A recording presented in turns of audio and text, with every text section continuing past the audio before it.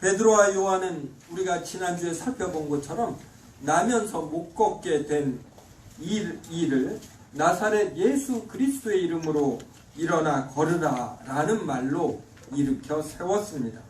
이것을 보고 놀라 몰려든 사람들에게 복음을 전했는데 제사장과 성전 맡은 자와 사두개인들이 이르러 이것을 싫어하여 사로잡아 가두었습니다. 날이 저물어 이튿날 일찍이 성전 맡은 자와 또 여러 종교 권력자들에 해당하는 자들이 사도들을 자신들 앞에 세우고 신문했습니다. 이들은 예수 안에 죽은 자의 부활이 있다고 사도들의 백성들에게 전하고 가르치는 것을 싫어하였습니다. 그래서 이들은 너희가 무슨 권세와 누구의 이름으로 이 일을 행하였느냐 이렇게 질문했습니다. 지금 사도들을 신문하는 자들은 제사장들, 성전 맡은 자, 사두개인들, 서기관들, 그리고 관리들, 장로들입니다. 이들은 모두 유대인으로 요사의 말로 간단히 표현하면은 종교 계급 권력자들이라고 할 수 있습니다. 그러니까 종교에 종사하는 어떤 상층부에 있는 권력자들입니다. 그러니까 예수님을 잡아서 죽인 자들도 로마의 총독이나 관리들이 아니라 바로 이러한 유대 종교 권력자들이었습니다. 그리고 사도들이 복음 전하는 것을 싫어하는 이들도 로마의 어떤 관리들이나 이런 행정부가 아니라 역시 유대 종교 권력자들이었습니다. 그리고 그 이후로도 기독교인들을 핍박한 세력들은 여러 잘못된 정권들도 있지만 핵심적으로는 이렇게 종교 어떤 권력자들이었다고 볼 수 있습니다. 로마 가톨릭도 보십시오. 교황과 추기경과 사제들이 중세 시대에 교황 못지않은 권력들을 지녔고, 그래서 이곳에는 돈과 명예와 권력이 넘쳤습니다. 그럴 때 이들이 하나님의 진리와 사랑, 이것에 관심을 두기보다는 자신들이 지닌 돈과 명예와 권력과 여기에 딸린 여러 재미들에 빠져서 오히려 참된 복음을 전하는 많은 종교인들을 핍박했습니다. 이것이 쌓이고 쌓이자 중세시대에 종교개혁이 일어나기까지 했습니다. 그래서 앞으로도 이 참된 교회를 부패시키고 억압하고 위협하고 핍박하는 이들은 세속 정권일 수도 있지만은 종교 권력자들일 가능성이 더 많습니다. 그래서 우리는 이러한 면에서 깨어 있어야지 되고, 교회라는 이름으로 모였는데 하나님의 진리가 또 흐려질 수 있음, 이러한 것들을 이렇게 명심하고 하나님의 말씀이 기록된 성경이 참으로 무엇을 말하는지 우리가 깨어서 들으려고 해야지 됩니다. 오늘 본문에서도 이들은 너희가 무슨 권세와 누구의 이름으로 이 성전에서 사람들을 모아놓고 가르치느냐 이렇게 신문했습니다. 형식적인 법, 실정법, 유대인들의 법으로는 성전에서 사람들을 모아놓고 가르치는 일은 어떤 성전 맡은 이들, 또 서기관들, 율법학자들 이런 이들에게만 허용된 것입니다. 근데 사도들은 학문도 없는 이들이고 평범한 이들입니다. 아무 형식적인 권세나 직분이 없습니다. 그런데 사람들을 모아놓고 예수 그리스도에게 부활이 있다라고 전하는 것입니다. 그래서 이들은 형식적 절차와 어떠한 권세, 이러한 측면에서 사도들에게 묻는 것입니다. 하지만 사도들에게는 참된 진리가 있지 않습니까? 예수 그리스도에게 부활이 있다. 이 진리를 전하는 것, 이것이 참된 권세이고 권한이 되는 것입니다. 성전과 제사장들과 율법 선생이 존재하는 것은 하나님의 진리, 예수 그리스도에 의한 구원, 오직 하나님의 은혜로만 구원받음, 이러한 것을 전하기 위해서이지 어떤 성전 자체가 목적이거나 제사장들 존재 자체가 목적이 되지 않습니다. 그런데 어떠한 제도나 직분이라는 것은 세워지고 나면은 이것들 자체가 어떤 목적이 되어버리고 우선순위가 되어버리는 것입니다.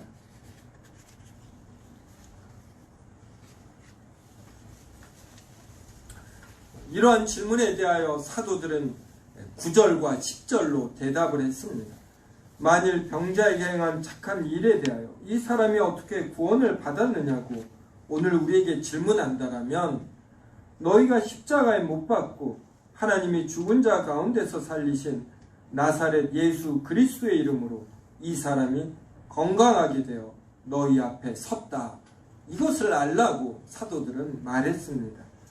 이것의 의미는 이렇습니다. 9절에 보면은, 아니 10절에 너희가 십자가에 못 박고 그랬어요. 그러니까 너희는 예수 그리스도를 십자가에 못 박았다. 그런데 하나님이 죽은 자 가운데서 살리셨다. 바로 그 예수 그리스도가 이 죽은 자를 살리신 것이다. 그래서 너희가 죽인 예수 그리스도를 올바로이 알라. 이렇게 사도들은 말하는 것입니다.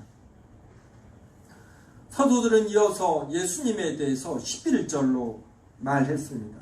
이 예수는 너희 건축자들의 버린 돌로서 집 모퉁이의 머릿돌이 되었느니라. 건축자들은 건축에 필요한 자재들을 잘 알고 있습니다. 그래서 어떠한 돌이 있는데 자신들이 보기에 쓸모가 없어서 버렸습니다. 그런데 실상은 이 돌이 아주 매우 기묘한 돌입니다.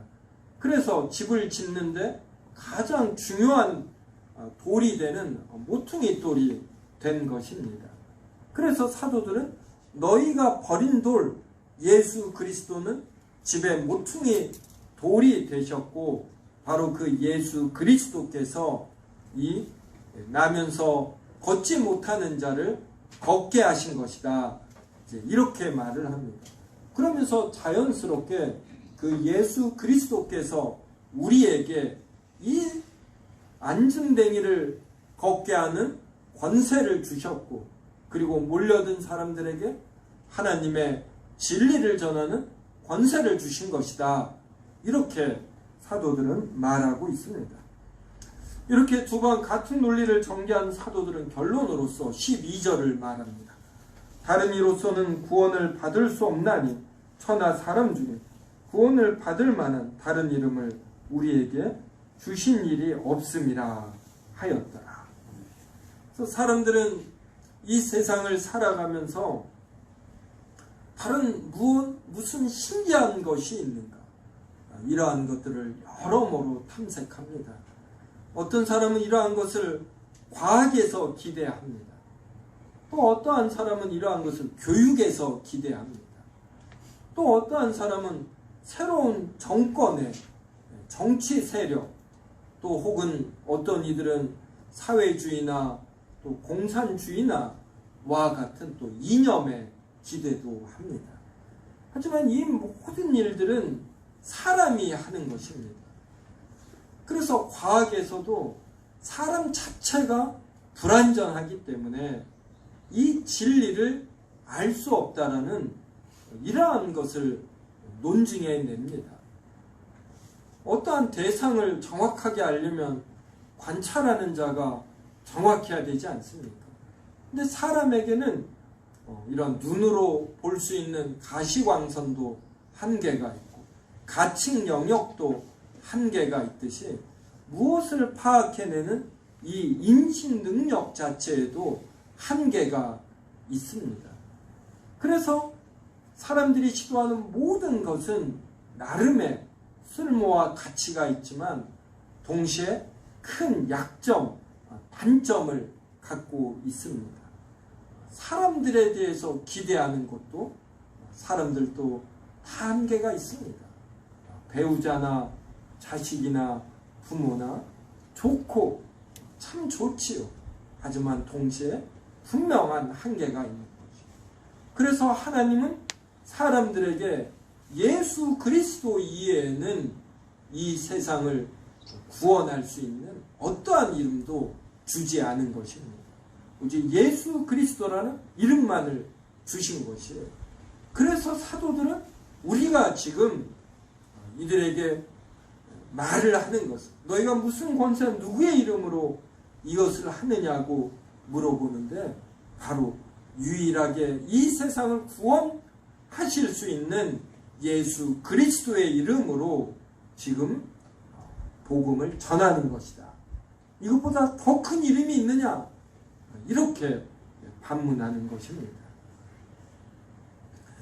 예수님은 부활하신 후에 갈릴리로 가셨습니다. 거기서 11 제자를 만나셨습니다. 그래서 마태복음 28장 18절부터 20절이 마지막 절이 됩니다. 이건 제가 주부에 안 적어 놓았어요. 마태복음 28장 18절부터 20절을 한번 찾아서 보십시오. 제가 읽겠습니다.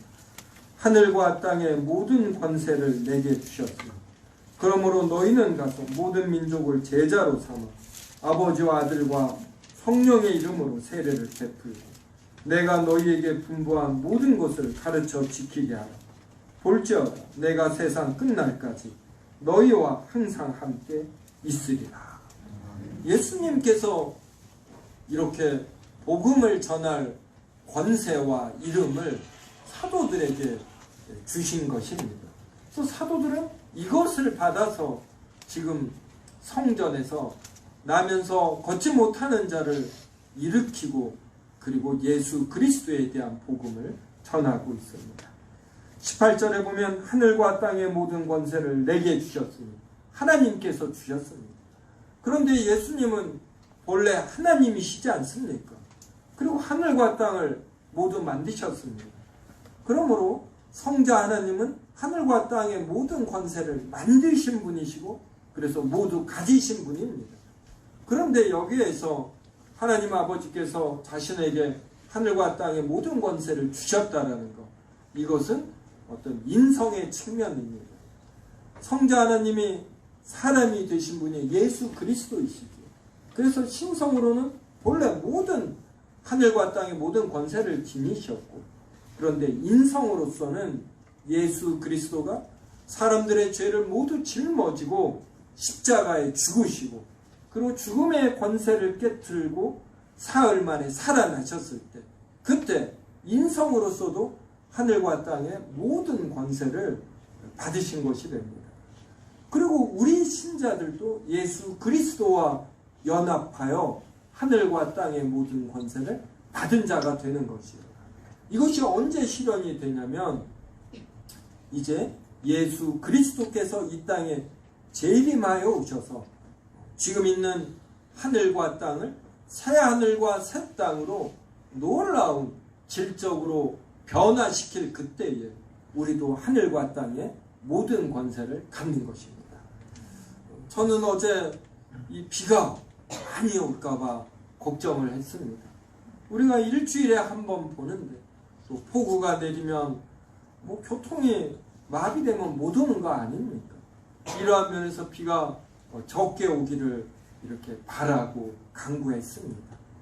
저는 비를 다스릴 권세가 없어요. 또 바이러스를 다스릴 권세도 없습니다.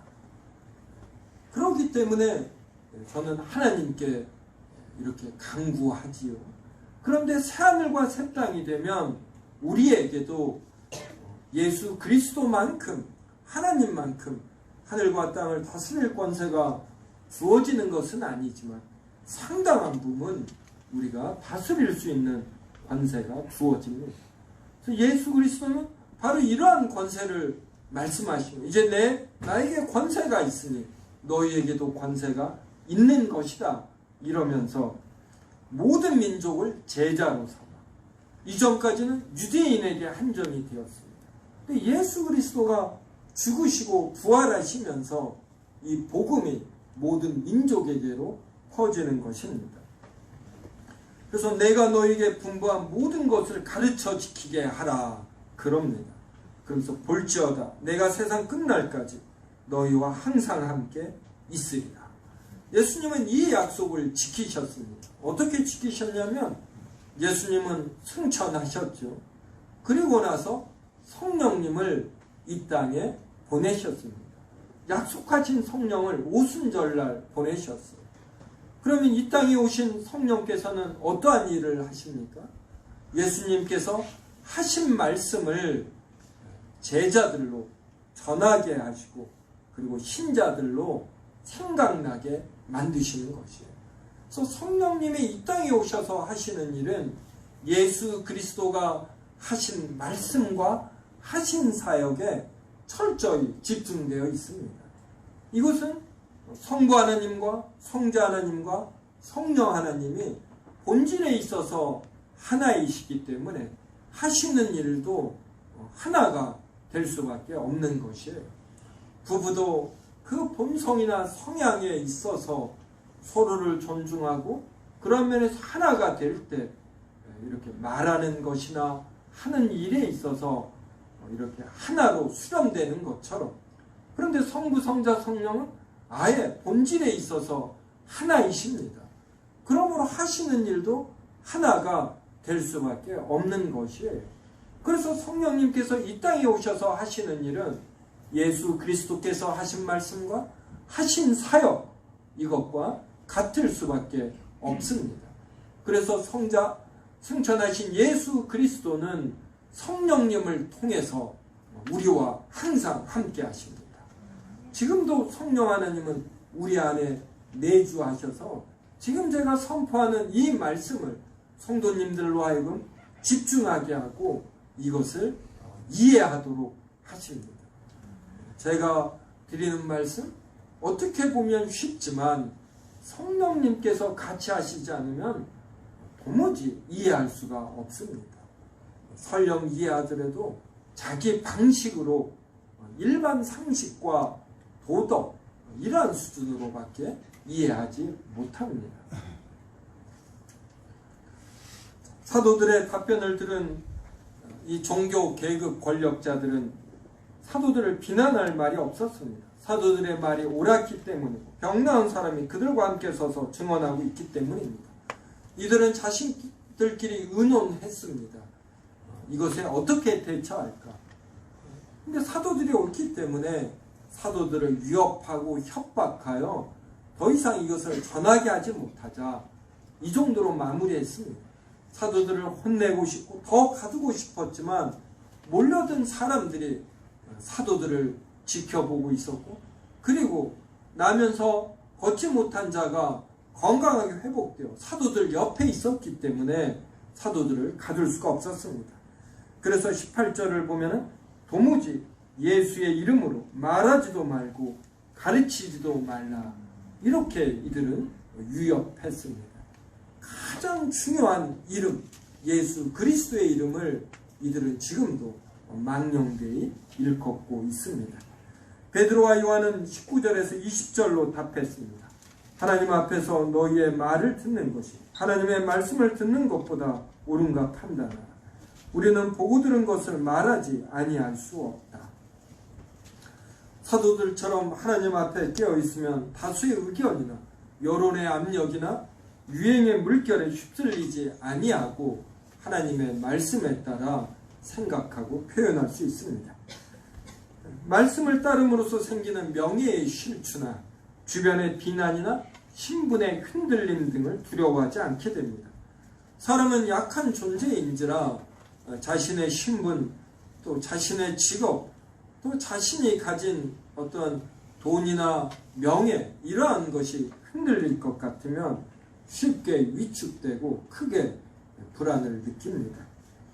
예수님은 돌아가시기 전날에 이것을 미리 아시고 제자들에게 이렇게 말씀하셨습니다. 오늘 밤에 너희가 다 나를 버리리라. 이게 사람입니다. 베드로는 자신 있게 예수님에게 대답했습니다. 모두 주를 버리릴지라도 나는 결코 버리지 않겠나이다. 내가 주와 함께 죽을지언정 주를 부인하지 않겠나이다. 베드로는 주와 함께 죽을지언정 주를 부인하지 않겠다 했습니다. 베드로의 이 말은 절대로 허풍이나 객기가 아닙니다. 베드로는 정말 이러한 자신이 있었습니다. 하지만 예수님이 잡히신 날 밤, 예수님이 잡히신 곳을 따라갔다가 그곳에 있는 사람들이 베드로를 지목하여 너도 저 예수와 같이 있었다 라는 식으로 베드로를 표현했을 때 베드로는 강력하게 3번을 부인했습니다. 그리고 그때 닭이 울었습니다. 이게 일반적인 사람들의 모습입니다. 이러했던 베드로와 요한이 예수님의 부활과 죽음과 부활과 승천을 경험하며 크게 변했습니다. 그들의 비겁과 주저함이 용감함과 대범함으로 바뀌었습니다. 이들이 예수님의 죽음과 부활과 승천이라는 큰 일을 경험했기 때문이고, 그리고 하나님의 일의 경륜 속에서 이제는 성령께서 이 땅에 오셔서 베드로와 요한과 같은 사도들이 권능을 받았기 때문입니다. 그래서 4장 8절을 한번 보십시오. 이에 베드로가 성령이 충만하여 이르되 백성의 관리들과 장로들아. 관리들과 장로들에게 베드로가 담대히 말하는데 이 이유가 무엇이냐면 성령이 충만하여입니다. 또 31절도 한번 보십시오. 이 31절은 베드로와 요한이 풀려난 후에 자신을 기다리는 동료들에게 가서 자초지정을 말을 했습니다. 그러자 모두가 은혜를 받고 같이 기도를 했습니다. 그때 일어난 현상인데 29절부터 32절을 저와 한 절씩 읽겠습니다. 주여 이제도 그들의 위협함을 굽어 보시옵고 또 종들로 하여금 담대히 하나님의 말씀을 전하게 하여 주시오며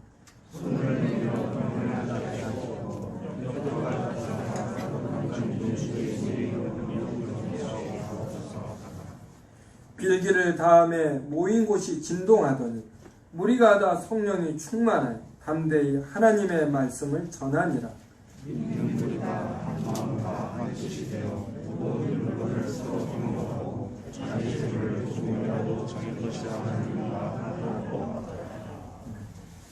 그래서 베드로와 요한과 같은 사도들과 같이 있는 어떤 제자들은 29절로 표현을 했습니다.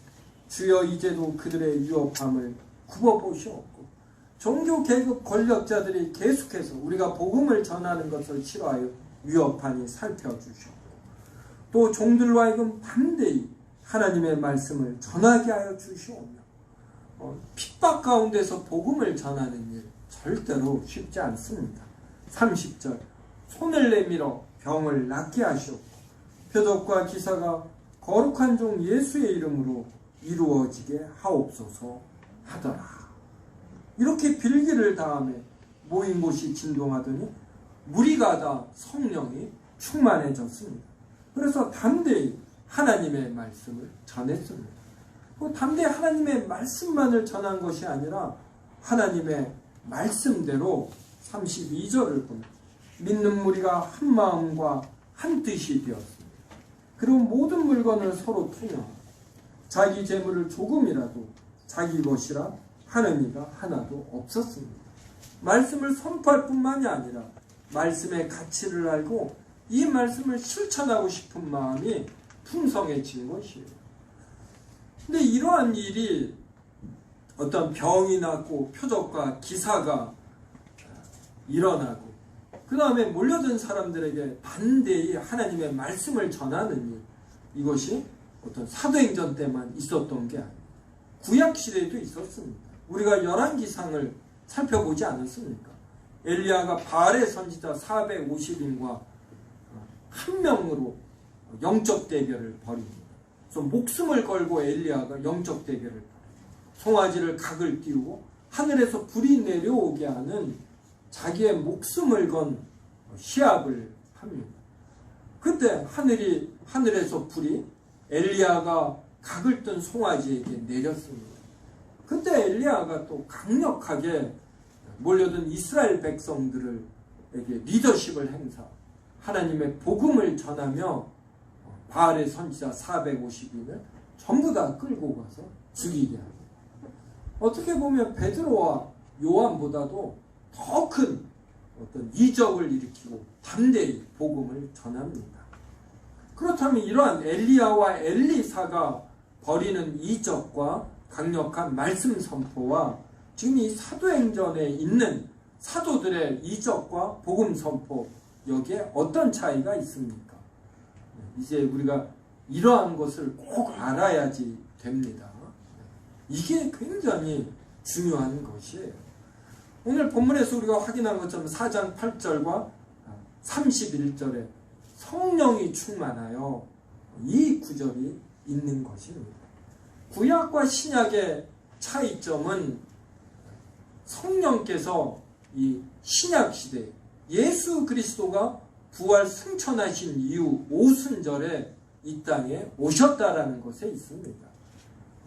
그때부터 예수 그리스도가 하늘과 땅의 모든 권세를 받으시지 않았습니까? 이 권세가 성령님을 통하여 각 신자들에게 주어지며 강력하게 펼쳐지게 하는 것입니다.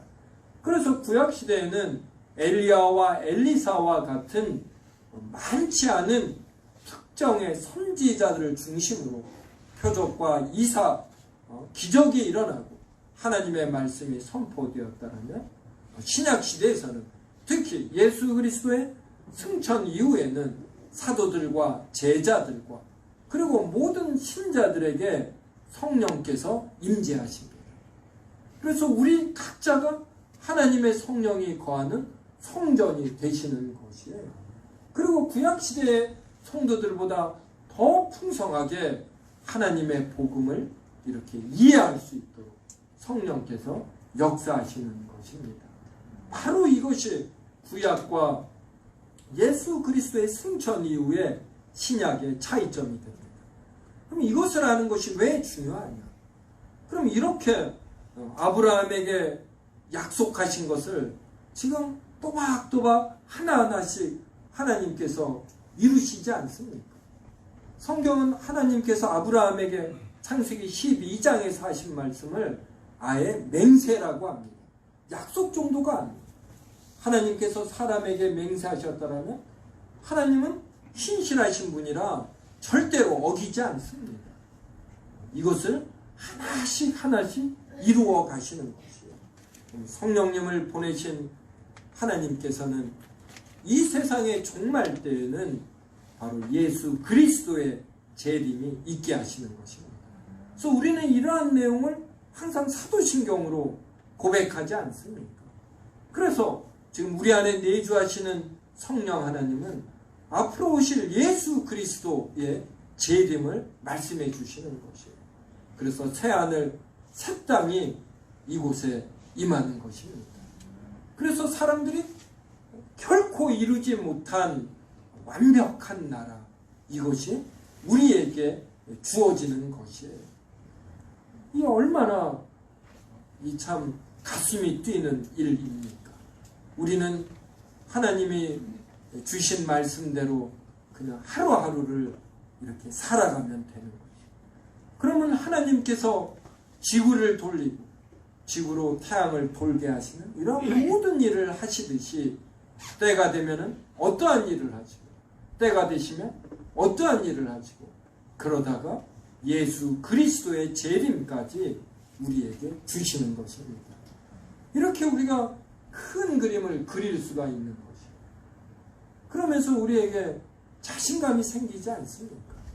하늘과 땅을 창조하시고 사람들의 타락 때에 우리의 구원을 위하여 모든 일을 계획하시고 하나씩 하나씩 정확하게 이루시는 하나님이 우리의 구원자로 계신다는 것. 이것이 얼마나 우리가 든든합니까? 이러한 면에서 우리가 배짱이 생기는 것이고 자신감이 생기는 것이고 그래서 우리의 죽음에 대해서도 우리가 담대해질 수 있는 것이에요. 부활이 있으니까 그 다음에 새하늘 새 땅에서 예수 그리스도와 함께 영생을 누릴 수 있으니까 얼마나 든든해지는지 모릅니다. 신종 코로나 바이러스도 그렇습니다. 앞으로 신종 코로나 바이러스가 얼마나 갈지, 언제 백신이 만들어질지, 얼마나 더 많은 사람들이 죽을지 모릅니다. 그래도 우리 그리스도인들은 하나님의 이러한 계획과 통치를 믿기 때문에 그렇게 크게 염려하지 않습니다. 이 땅에서 우리가 당할 수 있는 가장 큰 일이 무엇입니까? 이게 죽음입니다. 죽음. 그런데 우리에게는 죽음이 별로 두려운 것이 아니에요.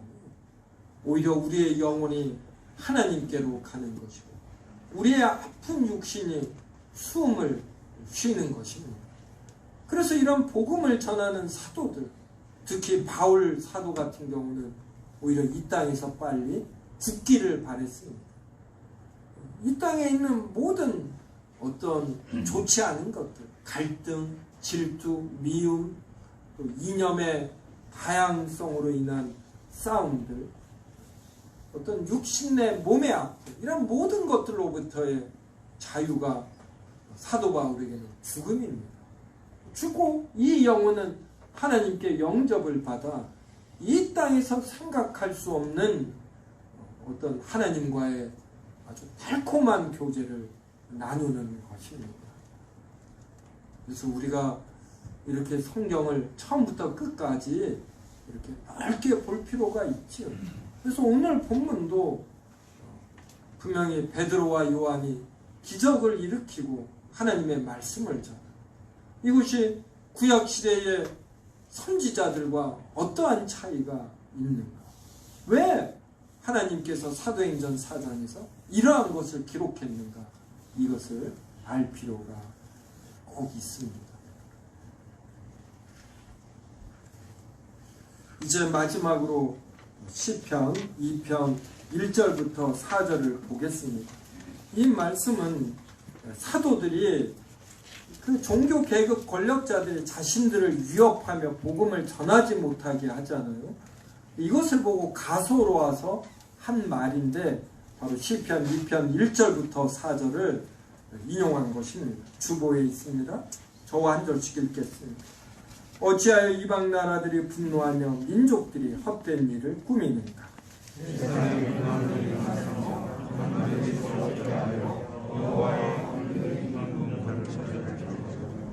우리가 그들의 맨 것을 끊고 그의 결박을 벗어버리자 하는도다.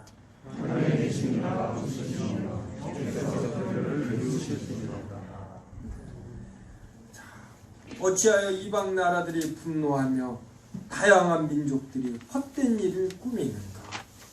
세상의 군왕들, 어떤 영웅이라고 일컫는 자들이 나서며 그리고 여기에 속한 권력자들이 서로 의논을 합니다. 여호와와 그의 기름 부음 받은 자를 대적하자.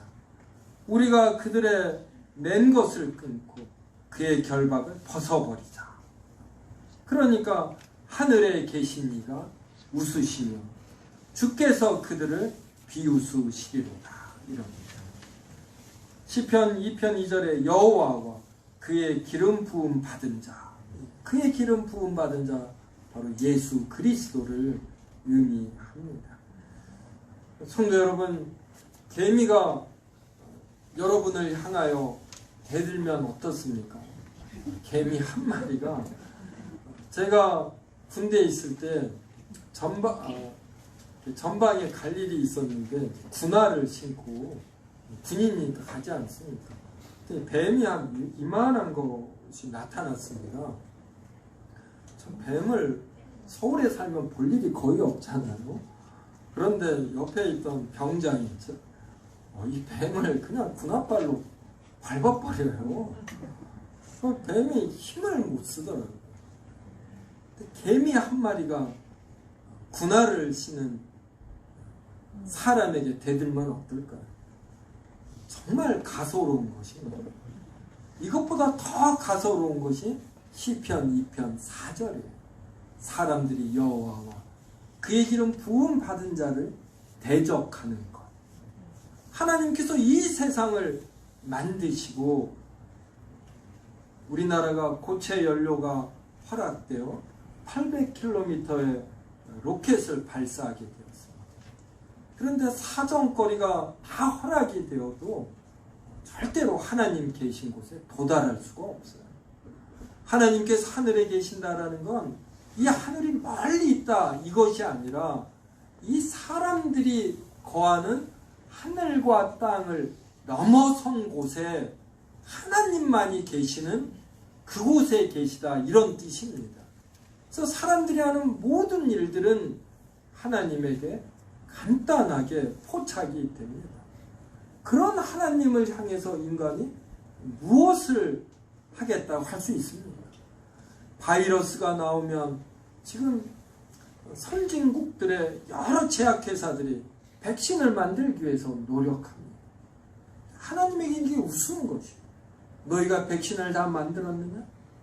내가 너희를 긍휼히 여겨 2, 3년 효력이 있게 하고 그 위에 이 백신이 통용되지 않는 악성 바이러스를 내가 또 만들겠다. 이러시면 사람들은 할 수 있는 것이 아무것도 없는 것입니다. 그래서 우리가 하나님을 믿는다. 우리가 예수 그리스도를 믿는다라는 것은 바로 이러한 의미인 것입니다.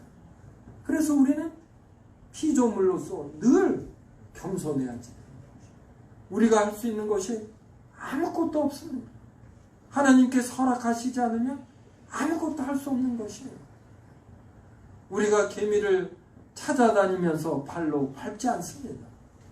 개미가 지하에 지은 집들을 정말 괴팍한 성격이 아닌 한 최대한 존중해 줍니다. 그러하듯이 하나님께서 하나님을 믿지 않는 자들도 존중하셔서 하늘에서 쏟아지는 햇빛과 비를 똑같이 주셔요. 그런데 이것을 모르고 하나님을 향하여 교만할 때 하나님께서 이렇게 치시는 것입니다. 우리는 성경 말씀을 통해서 더 분명하게 알지 않습니까? 그러므로 우리는 우리가 할 일을 그냥 열심히 하면 돼요. 즐기면 사면 됩니다. 신종 코로나 바이러스도 너무 걱정할 필요 없어요. 주변의 여러 사악한 세력들에 대해서도 너무 걱정할 필요 없습니다.